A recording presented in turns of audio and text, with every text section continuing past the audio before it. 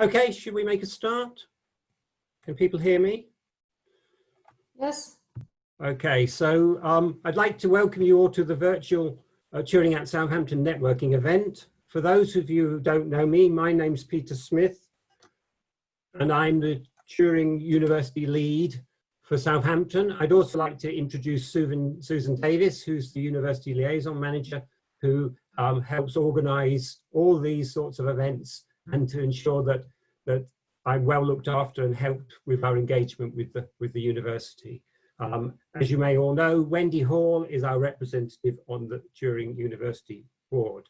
So today we've got a number of presentations. So following my welcome, we're going to have a presentation from Ben MacArthur, who is a Turing Fellow, and it was delighted to learn just before lockdown that he had been invited to become the Turing Deputy Programme Director for Health and Medical Sciences. And so he's going to tell us a bit about the programme and perhaps how we might engage. As you may know, one of the schemes that the Turing organise is the Turing PhD Enrichment Scheme. And again, today we're going to have a presentation from Michael Casey, who has recently been a Turing Enrichment student. And just to remind you, student enrichment scheme at the Turing is open to students enrolled in doctoral programs at the UK, and it's an opportunity to spend some time at the Turing, assuming at some stage that we'll be able to spend some time physically at the Turing. And currently there are plans still, and of course things may change, to open applications for the 2021-22 scheme later this autumn. We do have 3 students who, all being well, will be spending time at the Turing in this coming academic year. After Michael has spoken, it's a great pleasure to have Dr. Donna Brown, Director of Academic Engagement from the Turing.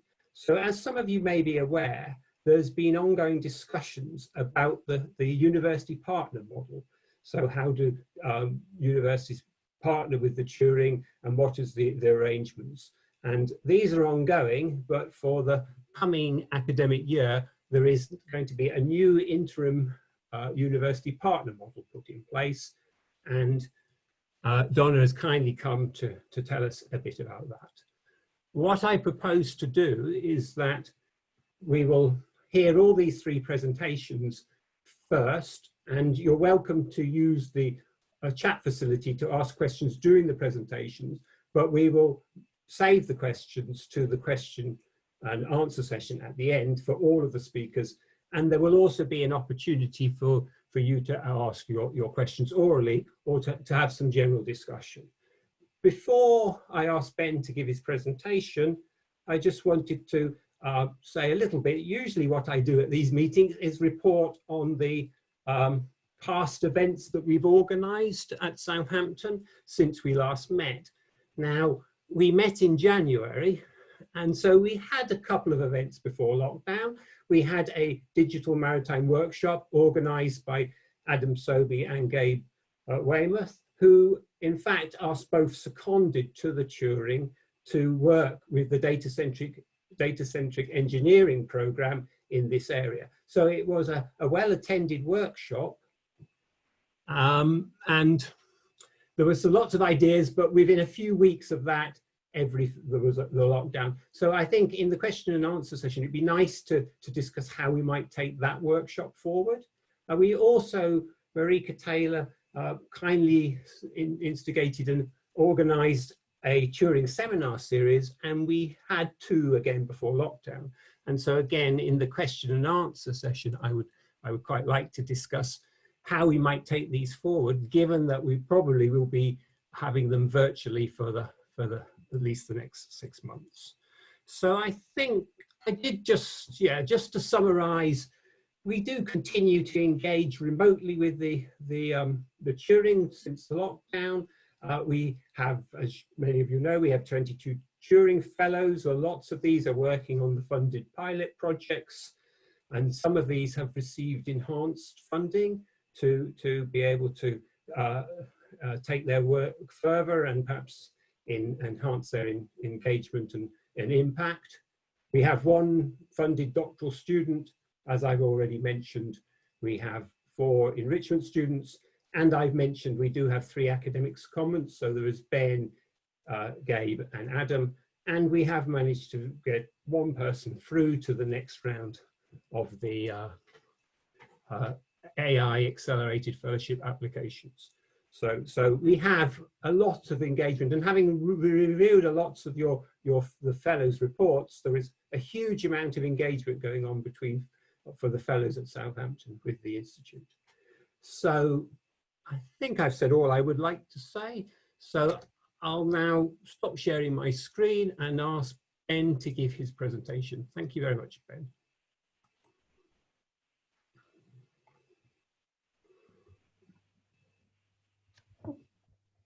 Okay, hello everybody.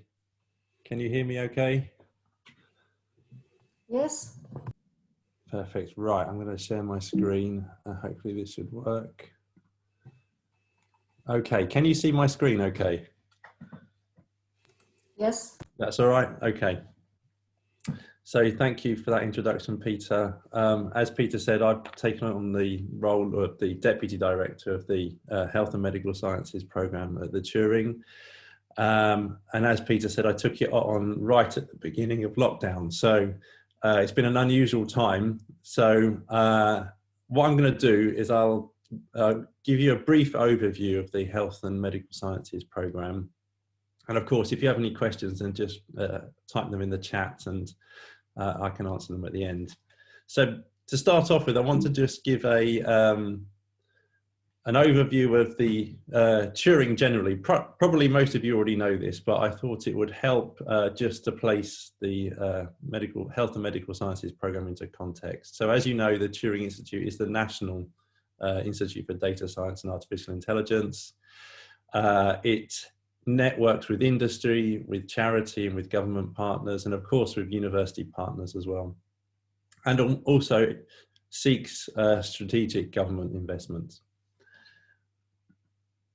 So the aims or the goals of the Turing generally are essentially to innovate and develop world-class research in data science and artificial intelligence, very broadly defined. So that includes machine learning, statistics, mathematical modeling, and then to apply that data science research to real-world problems. So the hardest, most ambitious problems that we can think of, we really want to tackle those problems and bring data science to help tackle them, and also to support the creation of new products, services and jobs in the data science area.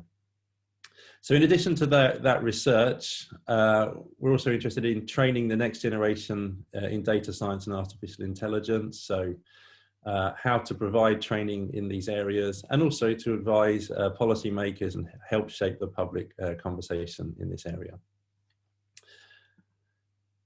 So as a national institute, the Turing has a unique role really as a convener of research. So our hope is to be a trusted national institute that provides leadership on international issues to do with data science and artificial intelligence.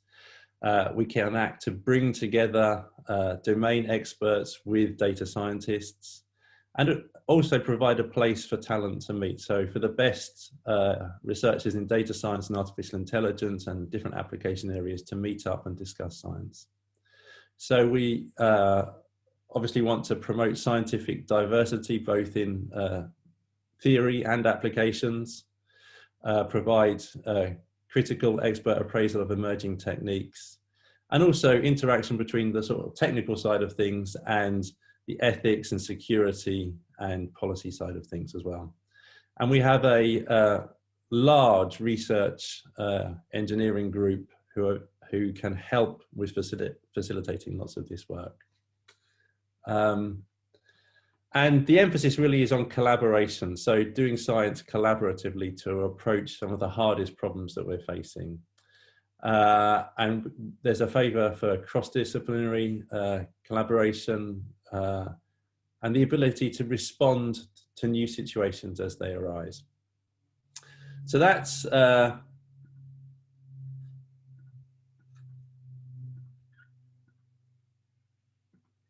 brief overview of the sort of philosophy of the Turing.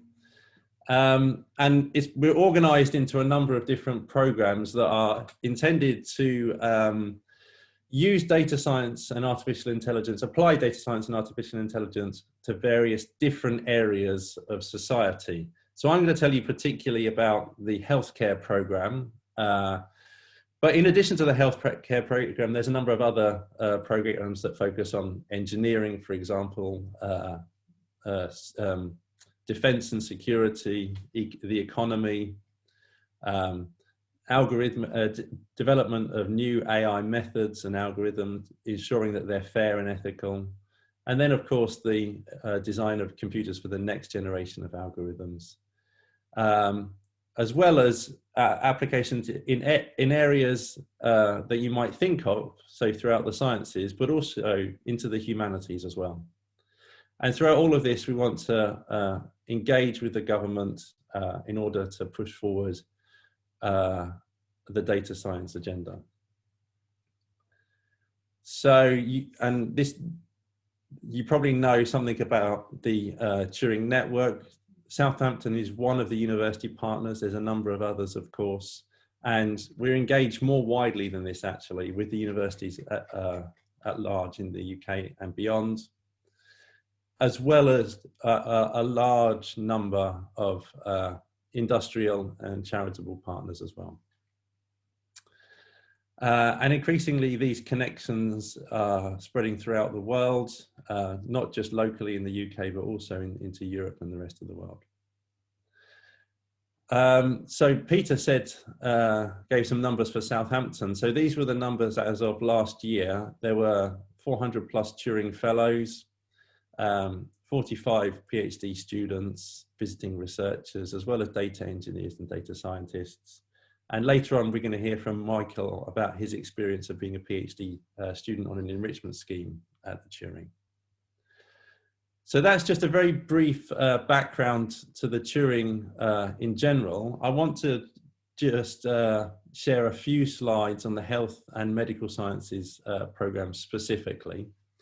So this is obviously an area that I'm interested in. It's a really, really exciting area for doing data science. There's a tremendous amount of potential at the moment, both for academic research as well as industrial collaboration. And so we have really quite a broad remit of things that we're doing and things that we would like to do. The health program is not too old, actually. So the director is Chris Holmes, who's a statistician from Oxford, and he was only appointed in 2018. So as a program with a director, we've only really been around since 2018. I only started, as Peter said, in April this year. So I've been working remotely for 6 months. And then, of course, we have a team of program and partnership and project managers. And what we are aiming to do is to develop a really broad remit for understanding how data science and artificial intelligence can be used throughout the health and medical sciences. And so it started off organically in 2018, and increasingly we're putting some more structure to the program, and hopefully making it easier for you to interact with and partner with us. So our vision is to really revolutionize the scientific investigation of human disease. So, of course, we get an enormous amount of data, clinical data, data from experiments, data from social interactions, and all of these data sets tell us something about human health and well-being. And what we really want to do is understand how we can use that data as best we can to improve our understanding of human disease and improve the care that we give to people. So we want to bring benefit to human health and healthcare delivery through improved decision making. So we want to take all of these very complicated data sets and use them to improve our clinical and our healthcare decision making.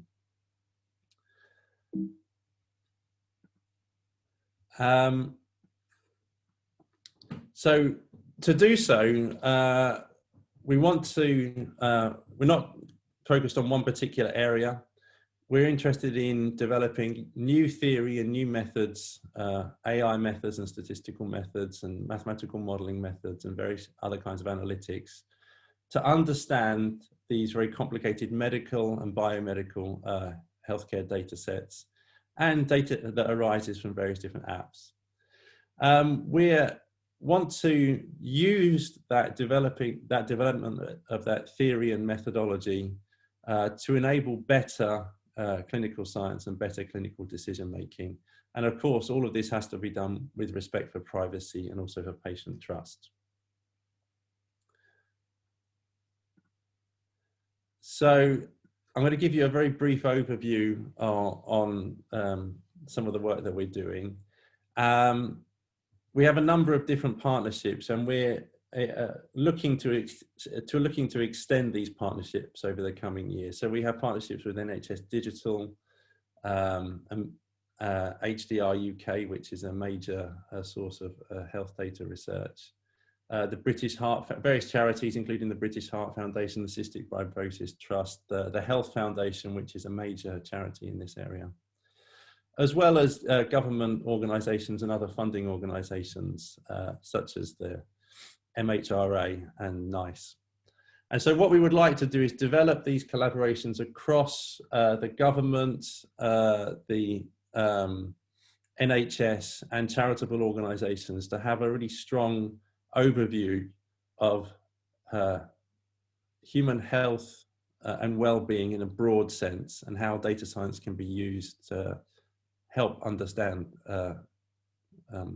clinical decision making and improve clinical treatment.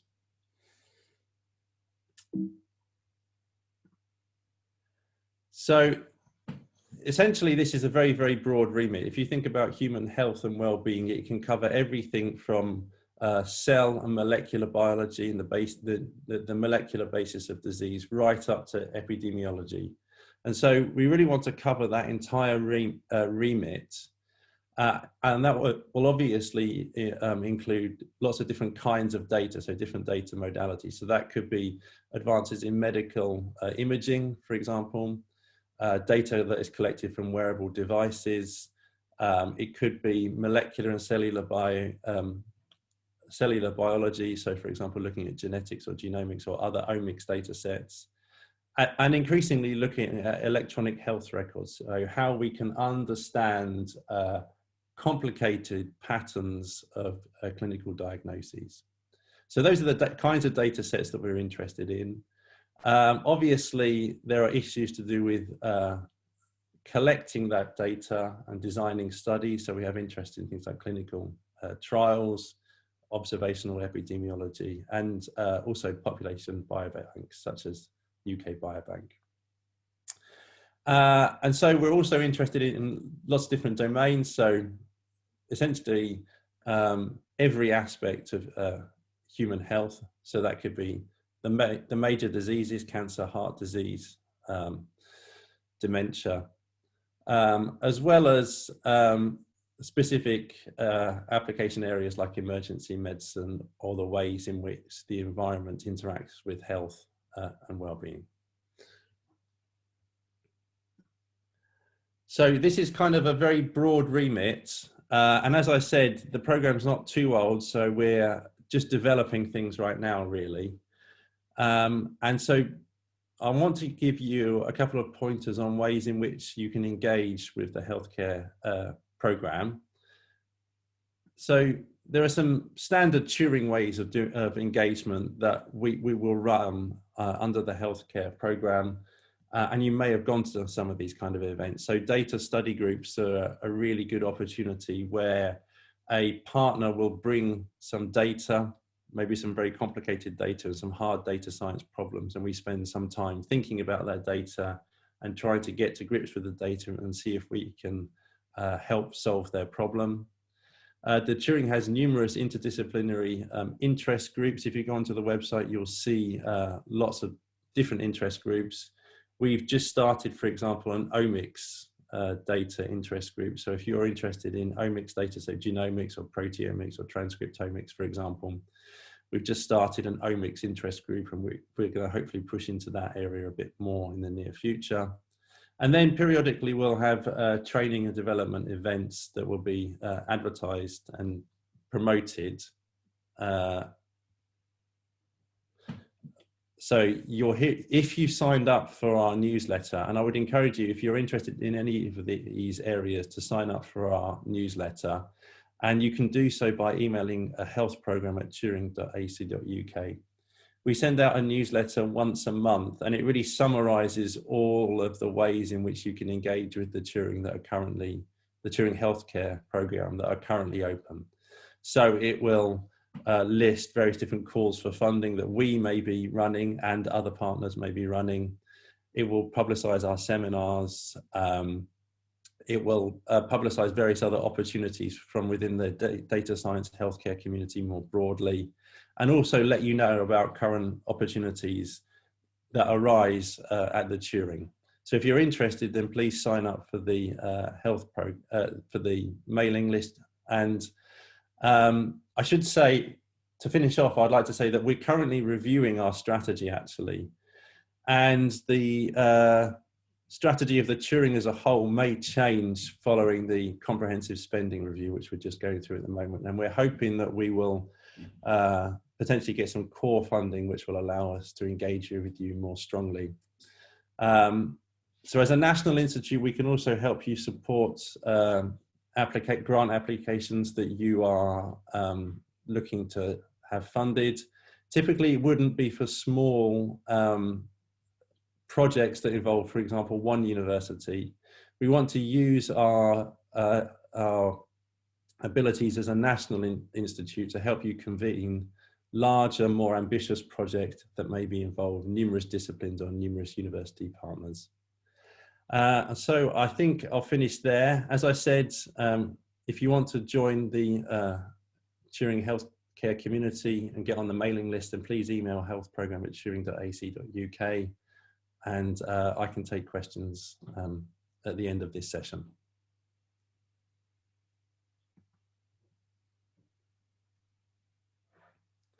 Do I hand back to you now, Peter?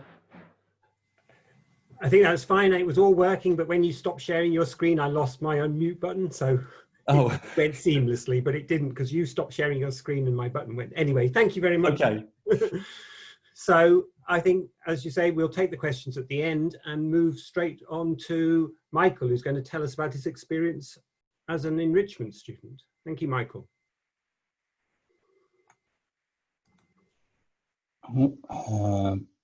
That all sharing all right? Yes. Awesome. Right. So I'm Michael Casey, and for the first half of this year, I was an enrichment student at the Turing. I'm just finished up my second year of my PhD here at Southampton, and as of next week will be a third year PhD, so fun times. So I'm just going to give a brief overview of what the enrichment scheme at the Turing is, where it's at, what you do when you're doing it, why you might want to do it, just the general and some aspects of my experience there. So as has been said already, the Alan Turing Institute is the National Institute for Data Science and Artificial Intelligence. And when you're there, there's people from every walk of life, from very theoretical to very applied, from biology, security. But everyone is linked by data science. When you're there as a data scientist, which is quite different from when you're at your home university, for instance. So, just let me. Oh, sorry. But first of all, the Alan Turing Institute, it's very centrally located. It's actually inside the British Library, so which I find very cool. I very much enjoyed being able to work inside the British Library. It's a very fun atmosphere. Oh, very cool atmosphere. Whenever you want to take a break, you can just dander around the old book collection, see illuminated manuscripts from 14th century monks, which I feel is a good way to take a coffee break. In the area, there's lots of restaurants, pubs, etc. And it's in the British Library, which is just such a cool place to work. And in the institute itself, it's a really nice space to work in. And if we ever, or if it opens up again, and there is infinite free coffee, which is a very critical part of it. Oh, sorry. So what is the enrichment scheme? The enrichment scheme is a chance to do part of your PhD at the Turing. So it's not an add-on to your PhD, it's a replacement for part of your PhD. So if you spend, for instance, 6 months there, that is 6 months off your core PhD, not 6 months added on to the end. But it's a really useful experience if you do a lot of data science, but you're not in your home university in a data science environment.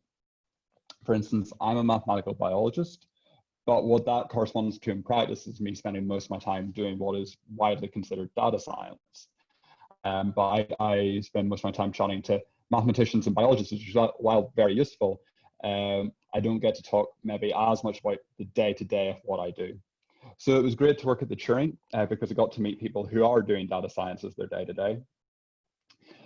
For instance, the paper that I've been working for since February on, I got as an idea as a water cooler moment at the Turing. He was suggesting how what I had just presented on sounded similar to a measure of wealth inequality.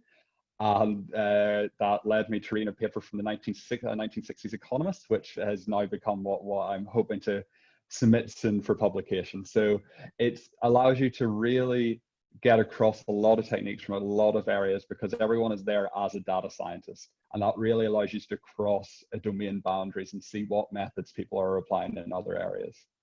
And there's lots of events for collaboration. For instance, I had just been doing the student seminar series, which is student organized every week or every couple of weeks. One of the enrichment or doctoral students would present on what their project is in general. And that can, attending those is really useful because one, it's interesting to see what people do, but you get to see what techniques people are using from psychology to economics to biology to security. And it's all data science, so it's all useful for your day-to-day. Biology in particular, we had a student-run health sciences journal club where every couple of weeks we would pick some typically omics paper and we would tear the bioinformatics to shred in it. And that was a really good experience as well. Both those things were student-run, but that just shows the opportunity to, if you want to start a club or a series or something, you can do it. The Turing itself organizes doctoral days once a month, I think, and these can be on anything. One of the ones I went to was a mental health day. It was an entire day talking about the effects of the doctoral process on mental health, how to deal with it, strategies and how to deal with it. And it was honestly such a useful experience. But then another doctoral day was an introduction to machine learning, all day a crash course. So it really covers the entire aspects from data science to the doctoral process, and I find them really useful. On top of that, there's external supervisions, so on top of your supervisory team at your home university, Southampton, you can get the opportunity to talk to any of the Turing Fellows, also some subset of the Turing Fellows who offer their time, so you can get a fresh perspective on your work or on the doctoral experience more generally. I was talking to someone who had a lot of practical experience with the type of data I was interested in getting involved with. So it's really great to get their take on what I should be doing. And they suggested some interesting data sets, which I might not have come across beforehand. There's also, really importantly, Friday Pub, which is not only an opportunity to do pub, but is a chance to chat and form collaborations more casually with the other enrichment students. So when is it? There's two start groups. One is in September and the other is in January. When I was on the website, I noticed that because of COVID, those have been delayed, as Peter was mentioning. But assuming it returns to normal at some point post-COVID, in September, you can start for 6, 9, or 12 months. Whereas in January, you can only start for 6 or 9 months. So basically, everyone will be finished by at most September of the following year. So there is a slight sense of there being two cohorts between the September and January starters, but the Turing makes sure to throw events so you can get to know the people from the other cohort. I was a January starter, and it was actually quite useful to have enrichment students who were already there and who knew what they were doing and could show you the ropes. And there are also doctoral students who are there full time. I think the doctoral students typically spend their entire first year at the Turing, and then some of them go off to their partner university for the rest of their PhD. But it was yeah, it was, so there's a whole spectrum of PhD students there to chat to. So speaking of COVID, I started in January. I managed to get to about mid-March before the institute shut and I had to go home. There were online events continued, the student seminar series continued, other events continued, but it was a substantially reduced experience. The point is to be able to have those water cooler moments, to be able to chat to people at the Turing and really, you know, just get those ideas. So it was still a useful experience during the COVID times, but it's, you know, it's a very good experience when you manage to be there in person. Some specifics as well. So London is expensive. You're expected to move to London for the duration that you're there, but they do top up your stipend to London rate of 1,000 for the duration that you're there. So for instance, if you're there for 6 months, your 6 month stipend will be topped up to the equivalent of 21,000 across the full year. There's a full induction week for January or for September starters that January starters can also go to, and then there's a refresher induction for the January starters of 3 days, and that covers everything you need. The Turing provides an enrichment conference fund, so for any work that you develop at the Turing, there's £400 available to present your research at some conference. The Turing itself also runs conferences which you can present your research at. There is just lots of events. There was various events in machine learning, aspects of data science, health sciences. There's just everything. If you want to learn something about data science while you're there, there will almost definitely be a course or a reading group or a workshop. The most important thing is the collaborations. Just being able to meet other people and chat about what they're doing is just the most useful thing. And a lot of that can turn, frequently that, I mean, turns into projects either unofficially or the Turing itself does run more official collaborations. While you're there, you get a very fancy laptop, which I'm currently using and will be very sad to lose next week. But you can get either a Mac or a Dell, and you get access to the dedicated research engineering team, who are absolutely amazing. If you have any computer issue whatsoever, they will know how to solve it. Despite being a scientist, I'm not the biggest computer person ever, so it was very useful whenever everything was on fire for them to work it out. And if you need access to computing resources, the Turing has, I think, literally millions of Azure cloud credits. So if you are running a very computationally intense project and you maybe don't have the resources normally, or you just need even more resources, you can definitely get that at the Turing. Oh, next slide. So to conclude, how do you apply? Well, it's a standard academic application. You have personal statement, what your research aims are. And they hire quite diverse, or they take from quite a diverse spectrum of enrichment. I thought I was going to be in the minority being from a health sciences, but when I was there, I think a third of the enrichment students there were health sciences. So really, if you work in, there's someone in the year above who was doing classics. They were using the data science approach to analyze Homer's poems. So you can really, if you're using data science at all, or even want to start using data science, think that it would be a unique way to deal with your project. I really recommend applying for the enrichment scheme, and you can just get the details on the website. I'm not sure what the current details are with COVID, but hopefully it will all be back to normal at some point. That's all I have. Thank you much. Thank you very much for listening. Thank you very much, Michael. It's amazing how much you got done in the 3 months that you were there, and if you'd been there for the full. Yeah, no, I mean, like literally what I spent the last 6 months working on was just one conversation there. So if I'd had a bit more time, it would have been even better. Yeah. So I know before COVID that the Turing was very keen on these enrichment schemes. In fact, they'd stopped funding PhD studentships so as they could focus the money more for these. So I hope, and maybe Donna will be able to say something in her presentation, that the enrichment scheme is planned to continue. And I guess we might have to think about ways of trying to get similar experience if we aren't able to go to London. And So we'll come back and perhaps there'll be some questions for you. Again, I guess the audience is probably made up more of supervisors than students, but I would encourage, now the supervisors have learned about how great an experience you've had, that they look out for the call and encourage suitable PhD students to apply if and when the next call comes out. And so we might have a few more questions for you in a moment. Yeah, no, I totally recommend it to your students. So now it's great to have Donna here to tell us a bit about the interim Turing model. Thank you very much, Donna.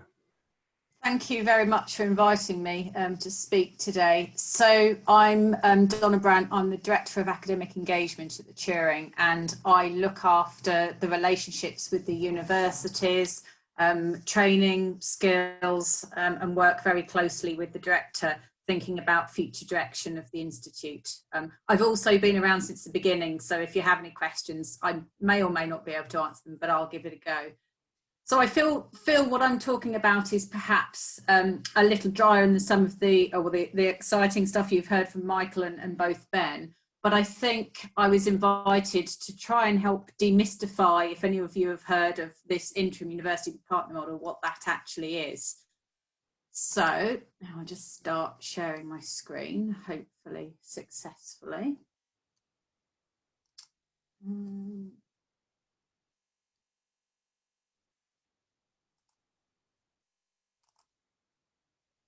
I'm hoping you can see that, because now I can't see any faces, so somebody yell if you can't.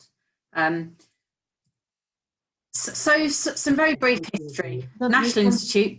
Sorry, Donna, I think we can see your presentation. You can't? Oh, it says it's sharing. Let me try again.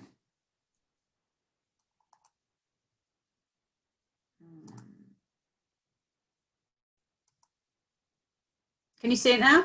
Yes. Yep, okay, there we go. So Ben's already mentioned we're a national institute. At the moment we have 13 university partners, and the model adopted back in 2015 when we were set up was that it was a contribution model where universities not only had to demonstrate excellence to be part of the Turing, but also had to fund the Turing. And that model is the same model we have into place up until today. The challenge of that model, apart from the fact obviously it's a financial contribution, is that it's therefore quite exclusive to perhaps some smaller universities, some universities who have pockets of excellence and want to engage with us, but can't, but essentially because of the price tag attached. There's also the issues that because there's a cost associated with being part of the Turing, even though it's a freely given grant, the model has become quite transactional. So over the last 2 years, we've been discussing how to change the model, and now we're in discussions with EPSRC, UKRI, BASE, and more broadly the government, and in terms of what role the National Institute for Data Science and AI should have across the UK, and also what funding needs to be associated for that. I think it's fair to share, and I'm sure Adrian, our director, won't mind in that we feel as National Institute we're grossly underfunded, and therefore we're putting in some ambitious ideas for next stages. So why then an interim year? You're probably aware of sort of government timetables which keep changing, but in terms of the comprehensive spending review, that's been moved a couple of times. So now any outcome of that, the funding wouldn't be available for a couple of years. So the long and short is that in conversations with our board, our university partners, we decided to put a different model in place. And that model is a lesser contribution, financial contribution from the universities, but also giving them an opportunity to in-kind funding if they wish. So that's probably not that exciting for you, but I thought it would be worth sharing, and again, happy to answer any questions. What does that mean for you, as academics, as students? Hopefully not massive amount of change, to be honest. We will continue to run our Turing Fellowship programme.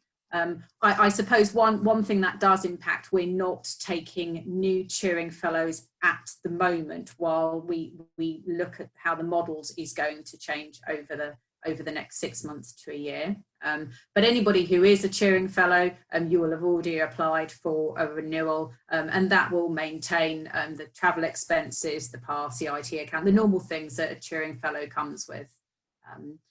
There's also funding for research fellows. So if you have already had funding as a Turing Fellow for a project, that will continue, that won't change. But what it does mean is that the seed funding for Turing Fellow projects, that has been there originally because the contribution for the university is reduced, and obviously therefore the size of our budget's reduced.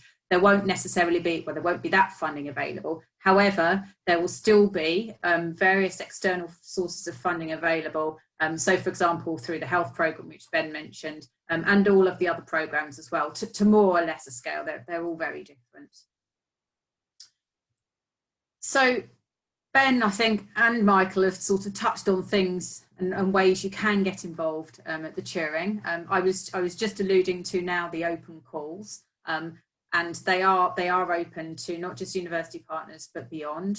I think both, certainly Ben mentioned the interest groups. There are probably around 25 interest groups at the moment. And just so you're aware, there is a call open for new interest groups at the moment. And that closes on the 13th of October. The scope of that is quite broad. All of the information, if you can access it as a Turing Fellow, is on our internal website. If not, Susan should be able to help you with that.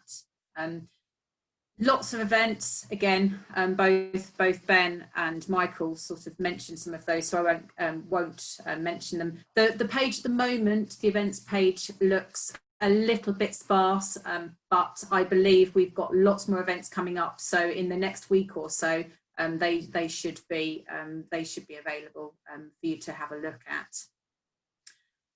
I think one of the real advantages of Turing is being able to meet new people and to collaborate.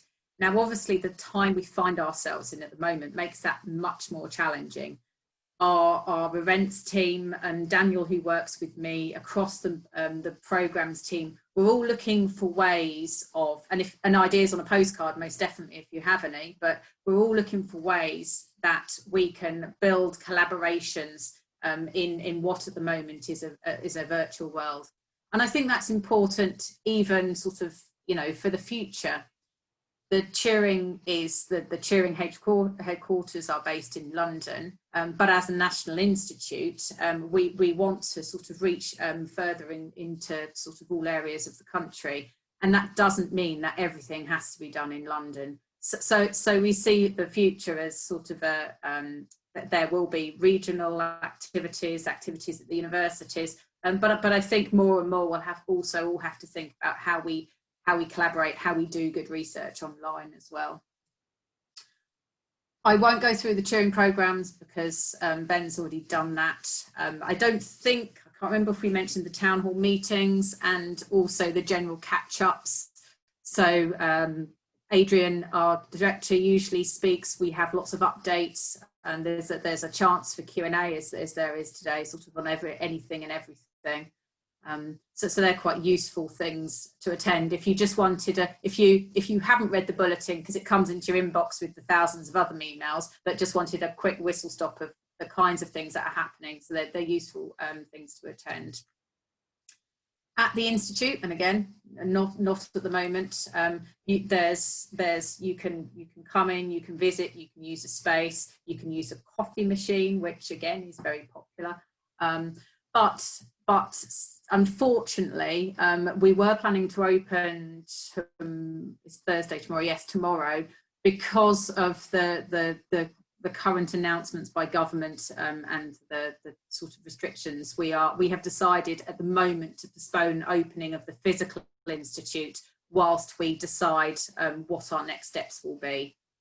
Which obviously is disappointing, but nevertheless, sort of the health and safety of all our colleagues is the most important thing. I won't sort of plug the bulletin too much, but please, if you haven't already and are interested, do sign up to it. My final slide, although I realise there's a couple of things I also want to add, data study groups that Ben and Michael, well, certainly Ben mentioned these. I won't go into detail other than to say if you are a student and want to sort of really immerse yourself in problem-based learning, they're a great activity. We're actually in the middle of a data study group at the moment. It's the first we've run virtually. It's been spread out over a longer period. Normally they run for a week, but the feedback, as I said, not quite finished, but the feedback has been excellent. So we are thinking of how we have a blended approach to data study groups in the future. So enrichment program, I won't go into that. Michael's covered everything off. There's also the Turing's connections program. So that's the Turing working across CDTs in the country to offer training very much targeted towards those within AI and data science. And we're putting the program together for that at the moment. So office reopening, it says Turing complete. As I say, this slide was made yesterday. We took the decision this morning, so this is now slightly out of date. Turing AI UK, that will be, I think, will be online because of COVID. And if you want to read everything you ever wanted to know about Turing, there's the annual report available on our website. I'm more than happy to take questions as part of the Q&A. Obviously, if you have anything you want to ask outside, feel free to contact me on my email address isn't on there, which is a bit remiss, but it is on the website, so you can get it from there, or just send it to info@Turing. So thank you. And let me end sharing my screen.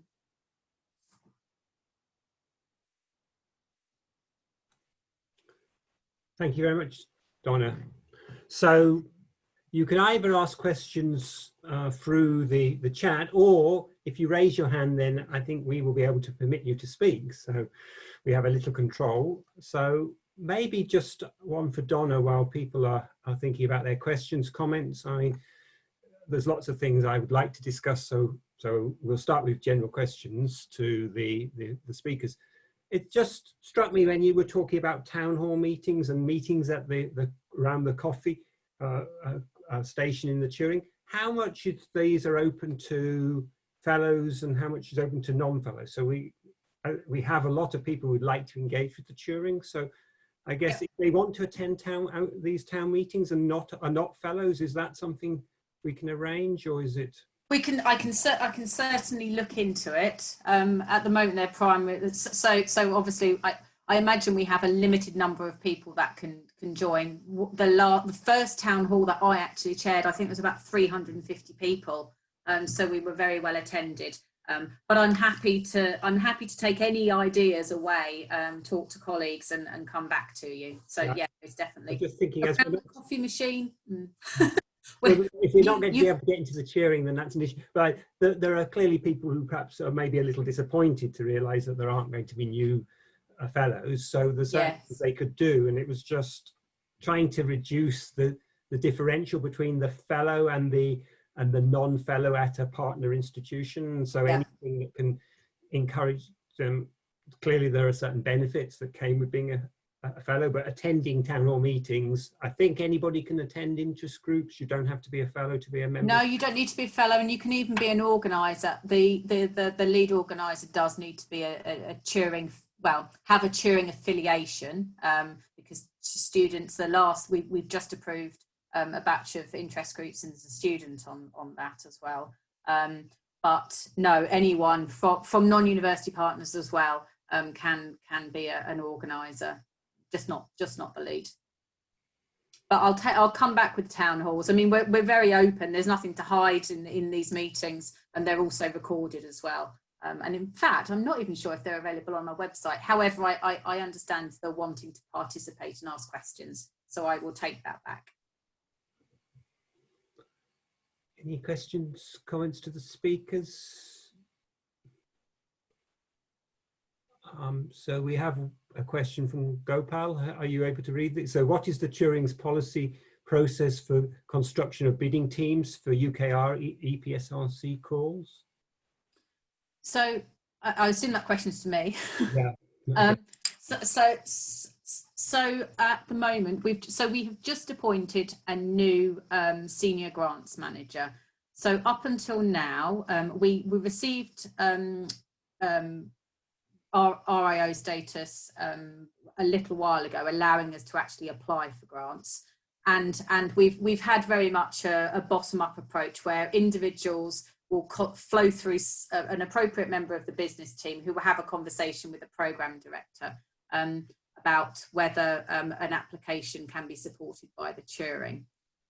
More recently, we've been approached around several large initiatives, and we have sent out via the Turing University leads notification that the Turing is considering convening bids for these grants, and if you're interested, to let us know. We've done that a couple of times. At the moment, we're in the process of looking at our policies and processes, and that's in line with the new senior grants manager. We've not published anything for the reason being in terms of our position as a national institute and what we do for the future, and it very much depends on our funding levels as well. That will impact the role we take. I mean, obviously, I'm sure you can all see that it would be beneficial for Turing to play a convening role in bringing the right people together. But outside of that, we are still discussing the ins and outs. I think I've just made Gopal ability to talk if you would like to ask a further question. Yeah, can you hear me? Yeah. Yes. Is that clear? Because my microphone is not working. Or you just turned it off again. Right, sorry about that. Yeah, thanks for that reply. Yeah, I think it would be good to see a clear process outline. I understand it can be a bottom-up approach, but we've seen that come through as Turing Fellows earlier this year, and making that process transparent, and maybe helping whichever teams to network and get to know who else may be thinking of putting together such bids would be helpful, being part of the Turing network. I couldn't agree more. So Darren, our senior grants manager, as I say, is looking at that at the moment. Obviously, we have to do it in the context of the future funding package we receive in the Turing as well. So we just put a pause on that while things are become a little clearer. Does Ben have anything to say on that point? No, I don't really have anything to add beyond what Donna said, really, no. Okay, well, while you're there, Ben, I have a question for you. I don't know whether it was deliberately that you wanted this question or you didn't want this question, but nowhere, I don't think in your slides did you mention COVID-19 and what the Turing was doing around that. Well, we have been doing a number of things, actually. I didn't mention it. It wasn't really deliberate, so I wasn't... I'm happy to answer the question, of course. So we have a project which is called Decovid, which we've been working on really since before I started at the Turing, actually. So from the early days of the COVID crisis. And there is if you go onto the Turing website and if you just type in Decovid, DECOVID, you can see the page for it. So it's a project that is bringing together data from acute care from a couple of different hospitals to look at various different aspects of the clinical presentation of COVID-19. So that's a major project which is ongoing at the moment. I think we very much hope to have some results for public consumption quite soon on that, but we're working on that at the moment. That's really been the main project that we've worked on as a healthcare program throughout COVID-19. There's a number of other projects which are more or less well developed. We have, as part of this AI for Science and Government, this very large project, we have some strands of that which are focusing on some societal aspects of COVID-19. I'm hoping that we'll be advertising a little bit more about those projects very soon. So that's in collaboration with the Helen Marget's team, which is the criminal justice strand of research at the Turing. Thank you. So I've just shared a link which summarises many of the COVID projects we're working on across the programmes. I think we meet with the programme directors every fortnight and they update us. So pretty much every single programme has some sort of activity research going on. There's more on the link I've just sent. Okay, so I still don't see any hands, and I'll ask some more general questions in a moment. But Michael, I guess one thing I was thinking when we were talking that you were no longer to be at the Turing, so I guess we might be interested to know how much you might get from an enrichment scheme if, I'm sort of asking a Turing question here, if it was to continue in a sort of a virtual way, how much benefit do you think you would have got, and would that be something that's the Turing would be worth considering, or do you think that the presence in London was the most important thing? I think that, I mean, from what my view of what the most important thing of the enrichment was, it was simply meeting the other enrichment students and getting like a cross-fertilization of ideas. That's trivial to do in person. You just put everyone in the same room. I think obviously COVID happened in the middle of my enrichment period, so there wasn't any plans to, you know, do that immediately. But I think it's I think it is still worth it. It's just needing to ensure there is still those opportunities virtually, you know, using breakout rooms and stuff to ensure that you can still talk. Especially the student seminar series was still very useful, just still going on, seeing what everyone's research was every week. That's probably just still the main way of seeing people's work, and that continued independent of COVID. Okay, thank you. Any questions, comments? Donna asked a question about ways of building collaboration across the network, but also I'm interested in ways of building collaboration across the network at Southampton. And so we've had these networking events. We had a workshop. In fact, I think hopefully we'll have another face-to-face or virtual workshop in next year on, let me just check. I don't know, maybe it was organized by Tom. Is Tom here today? Tom Gurman?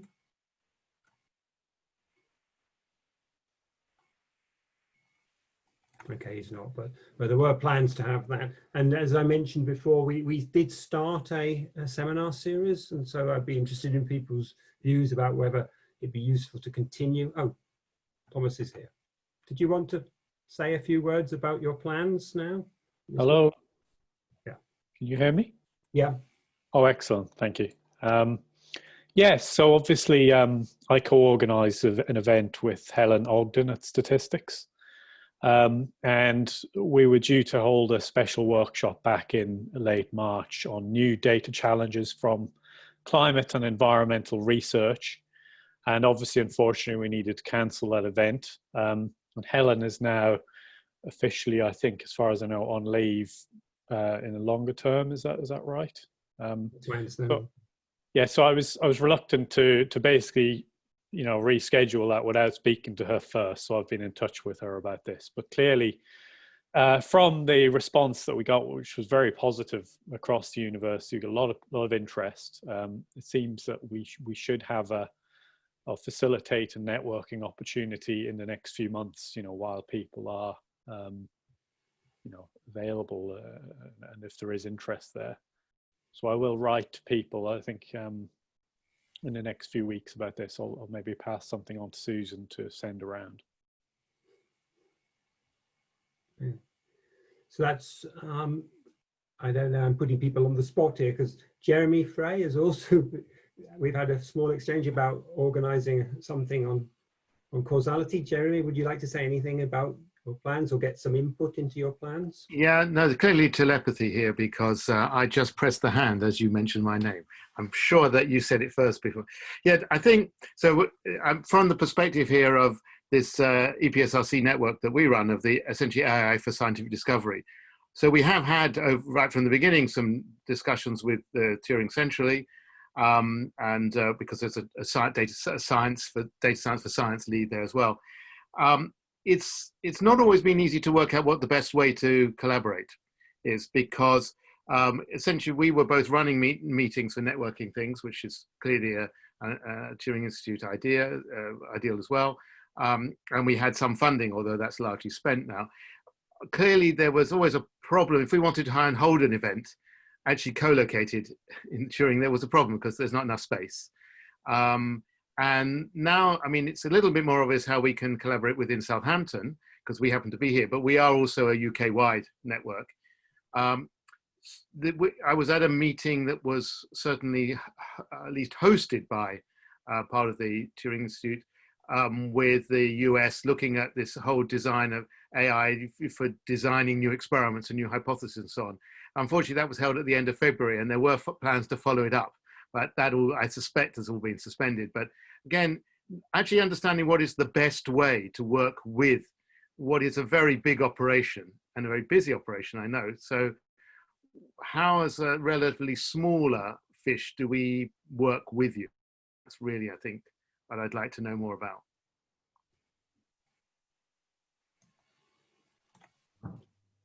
So if that's, I mean, if that's a question for, I guess it's a question for Southampton and maybe for the Turing more generally. I mean, we can certainly, and we welcome ideas of events to be held at Southampton, like the one that we organised in Marine and Maritime, and the one that Tom's just talked about. So we can certainly help you organise an event, publicise it. Yes, and to be the specific thing that you were hinting at before is we've talked about running an event in causal reasoning, and we nearly got Judeo Pearl to attend, but his wife is very ill, so he can't actually contribute, and that would have been a great pull. But that's something we've talked about and have a general appeal. So we can work through the Southampton route, and we've just been, of course, everybody's been shifting online, and we've had this afternoon, Tony Hay gave the last of our summer seminar series online. And we'll have a winter series that's going to do slightly differently. Something, again, we can look at as collaborating in Southampton. But say we did have these discussions more generally with the Turing, but they didn't seem to go anywhere. Well, maybe now that we're all online, the idea is well, we have to make a conscious decision about this, but some of our events, I'm sure we could open up to the whole of the Turing community, right? So it depends whether we want it to be a Southampton event or an event where we advertise it across the whole of the network. It's quite easy, isn't it? Just sit in your home office and half watch a presentation while you do something else, or fully watch it if fully watch it, because it'll be so important and entertaining. So I think maybe the way forward is to organise something at Southampton, but advertise it to the whole of the community. And I think, as I mentioned to you, we could perhaps engage the causal interest group. Absolutely. No, that was, knowing that I was more aware of the science focused parts of Turing, that was less versed in these others. So that's obviously extremely useful to know what bits are there. You can find it all, but often if you know what you're looking for, it's a lot easier to find where the right people to talk to. So that's clearly going through the Southampton route is a very satisfactory thing way of approaching it, and I certainly will have some further conversations with you. Can I also just flag that in terms of organising and hosting sort of collaborative co-created events, obviously in addition to speaking to the relevant programmes and the programme managers within those teams, and we also have an events team. And I think now more than ever, we're really keen to work with our university partners to generate events that are sort of open and others can attend. So please do sort of use all of the channels, and Susan can help point you in the right direction as well. All of the channels available to you. Yes, well, we've always talked to Susan, of course, because we know this is the most effective way to get anything done. It is the oracle, I would say. Yeah, no, certainly we are planning the next day. We formally come to an end as a network in next June, but we've asked for a significant extension because we've kept the money back.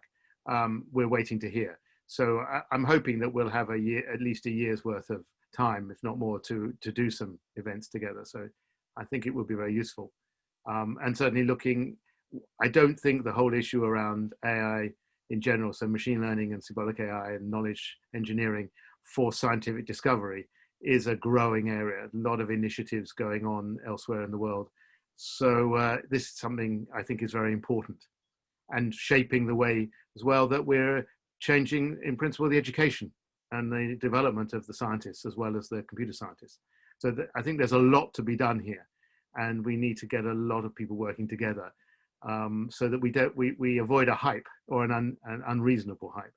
But I think we've seen, as well as looking at new ways of doing some of the science and then into some of this sort of stuff, but actually there's a huge educational need to get the right sorts of people going forward.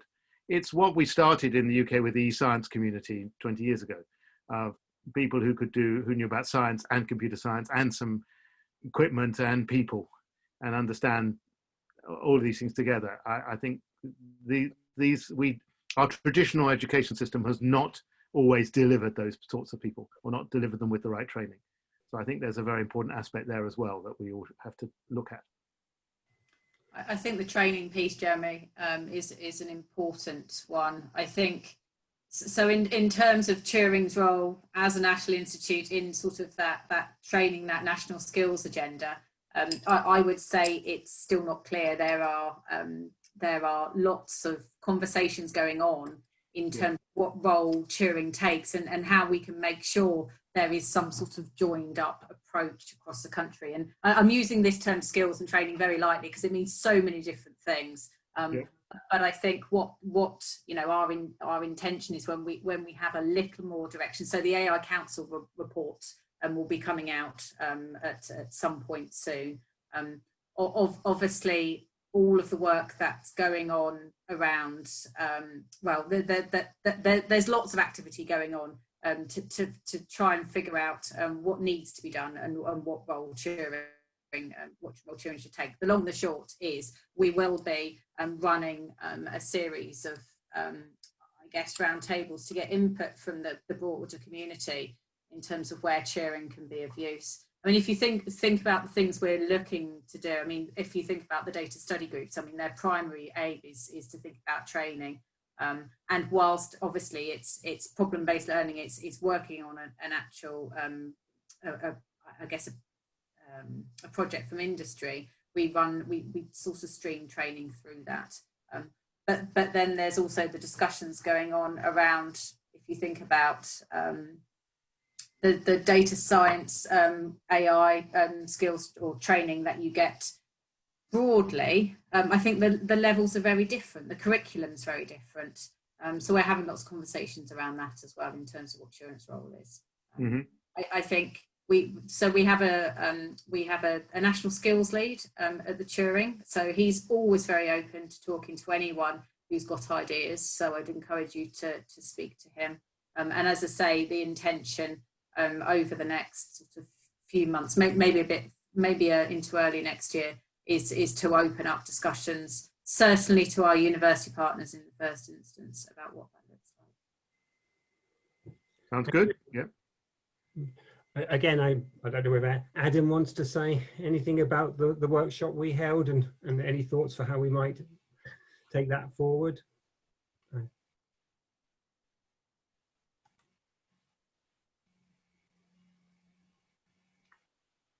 If not, then I think. Can you hear me? Yeah. Yeah. So I think it went quite well. We got quite a lot of different people attending. And I think I guess the main thing is to make sure that we do another event again in some point and make sure we start to build a bit of a community in this area and start to show what the benefits of being linked to the Turing are in that respect for people, for members of staff at Southampton, to try and get them more involved. I think the main thing is trying to work out what all the activity is across the university, because everything involved with the Turing is huge. I think most people think of computer science and AI or data, but there's lots of mathsy type stuff going on as well. And so it's just really, really difficult, I think, from both ends to find out all of the different people who could be involved from Southampton and who they would link to at the Turing, and that takes time. I do wonder if people who are more involved at the Turing and going there more regularly can be found more easily by people to talk to. So for example, Gabe and I are there twice a week when it's open, though clearly not at the moment. And so we just sort of talk to a lot of people and know a lot of what's going on just by having regular footfall. I see Gopal there quite often. I've seen Peter there a few times. I know Susan goes quite a lot. So I think if people know these people are there and that we're quite friendly and nice, people can ask us questions about what is going on. And that's a friendly face to link to other people. Whether we need specific program champions. So for example, Gabe and I are in data-centric engineering and would be very happy to provide links to people in there. Ben's obviously in the medical part. Whether we've got links to other programs specifically, and those people could sort of champion a little bit of a relationship there, that might aid what's going on a little bit. Yeah, I think that's an excellent suggestion. If we have people, so I won't put people on the spot now, but if people are engaging with one of the programs and would like to, particularly the fellows, take on a role which would be the program champion to help, I guess it's helping me with the links to the Turing. So can I just comment to that, Peter? So I think I mean, and Ben may be able to speak to this too. I think that one of the challenges for the program directors is knowing who's in the universities and who to contact. And you know, it's an enormous job for one or two people, Peter, Susan. It's just impossible. So yes, we'd very much welcome sort of linkages. But just to say that through October, November time, all of we're going to run a series of program director, call it seminars, activities, events. So they'll be open to all, so you can hear what's going on in the programs in detail, and then with the appropriate contacts, so you can start to work with them. I think, you know, we take feedback on board and we do something with it. And I think the feedback has been that our fellows want more connection with the programs. So we're running a series, and as soon as it's available, Susan will know, and I'm sure we'll circulate it around to let you know. Maybe I can just add one quick comment on to the end of that, which is that, I mean, that would be extremely useful, actually, I think, to have champions for each of the different programs to connect the central Turing to all of the different universities, because it's exactly as Donna said, like the program directors and deputy directors and whoever else is actually based there working on that program only have a very limited view. I mean, they know the people they know, and they may have their own networks, but there'll inevitably be people that they miss out on. So if we had direct connections to the different universities with a point of contact for each program, that would actually be quite useful, I think. So you're looking at it as a deputy director, looking from the Turing out and wanting to know who to speak to. I think a lot of the Turing University leads share exactly what Donna says. You get this request and you can send an email to everybody, and that doesn't always get a response. Whereas if you could send it to somebody who you knew was interested in that area, it would be perhaps more likely to get a response. So perhaps I'll just, before I say a few things, is there any more questions, comments on what we've discussed? So what we want to do is try and build collaboration. And now we're living in this virtual world. These sorts of meetings, I think, are quite useful to them. And I would just like people to give a steer on, we can think of there is the topic specific workshops that we've had one in maritime, and we've heard about another one, and the one on Jeremy's thinking of organising. And I think Turing at Southampton can certainly support that and advertise it, and perhaps bring in people from across the university who may not come to a workshop that you would just organise within your department or within your local network. So we're always open for suggestions, and we can provide the sort of the administrative support for that. It'd be good if you could if you think more about the scientific program. So that's one thing. We've run these network events, both real and virtual, and so basically it's been myself and with the help of Susan to decide the program. So I'm sure we're quite happy to do that, but we're just sort of guessing what you fellows and the wider Turing community at Southampton would be interested in. And the attendance seems quite good for people who want to hear the general things. But so I think we would welcome suggestions for a slot if we were to run another one of these. So if you have ideas of what you might just want to have for a single slot, either you to present or to hear about something in one of these more general events, or if you're interested in running a broader event, and we can discuss whether we actually make that wider beyond Southampton to the whole community.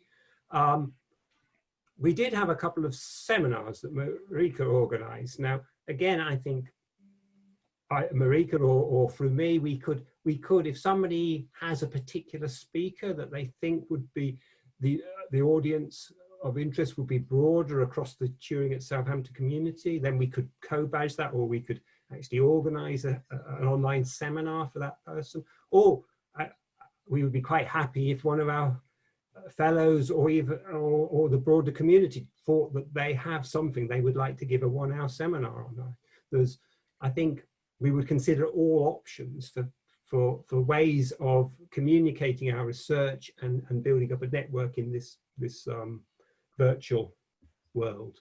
So unless anybody has any further comments on those thoughts, I'm hoping that we might get some suggestions.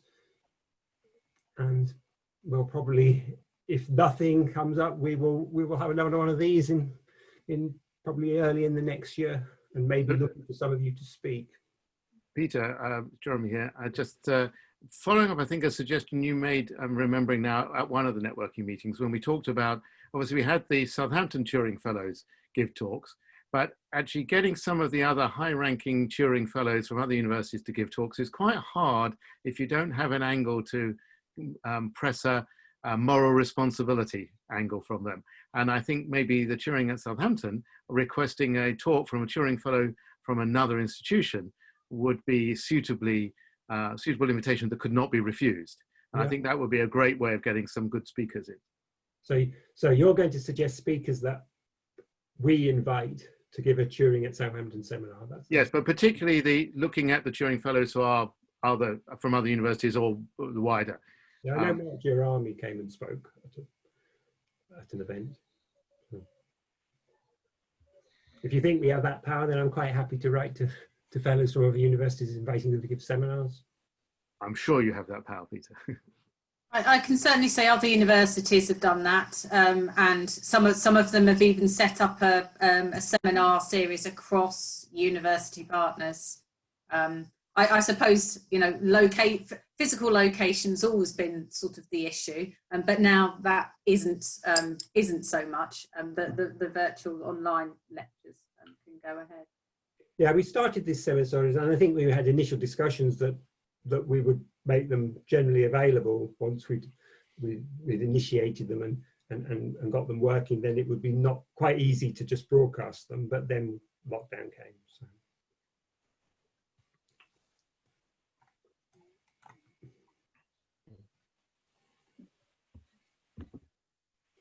I'm just checking the chat. That was Jeremy. Well, I actually put chat. I think I missed something at some point. I think you may have mentioned about the refreshing of the Turing Fellows and the Southampton and Turing's plans.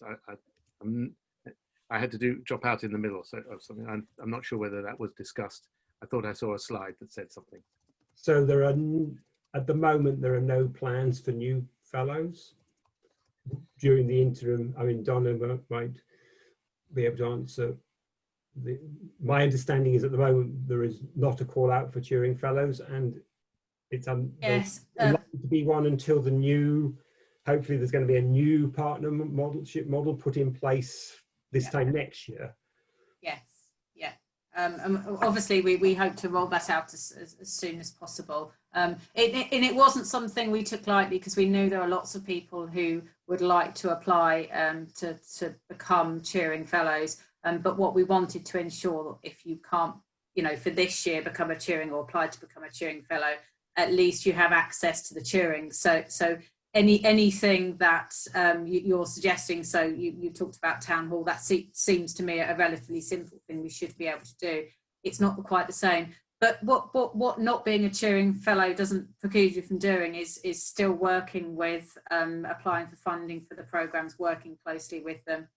As a university partner, you still have access to most of the things that go on at the Turing, and if you, well, we're not, I was going to say, if you wanted to visit, that's also fine, but we don't have a building to visit, so not at the moment.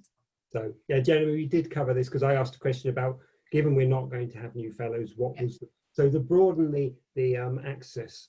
I hesitate to say this, but I will. There was a vote, and only one person voted. One of the two university ludes voted against the idea of not having any young fellows. So, and you can guess who that was. So what I want to do is ensure that that the widest membership of Southampton can engage with the Turing. Yeah, it's worth just so you are aware, and it may be of use. One thing that's come up time and time again is the value of potentially being able to use a Turing Fellowship to help our university partners recruit or retain exceptional talent. So there is, for exceptions, that process mechanism in place for the next year, and Peter and Susan will have details of that. It's not a backdoor approach for appointing lots more new Turing Fellows. It's really to help you if you're in the point of recruiting. And we have examples of where there's somebody sitting on the fence and they actually decide to go because the Turing Fellowship they feel is of value to them. Thank you. We've shared that information with Dean, certainly. So. Okay, then I want to thank everybody for coming, and for those that answered in the audience that answered my questions, and again to thank Ben, Michael and Donna for sharing their time with us today. Thank you very much. I can clap, but nobody else can. Thank you. Thanks for inviting me. Bye. Thanks, Ben. Thanks, Michael. Thanks, Donna.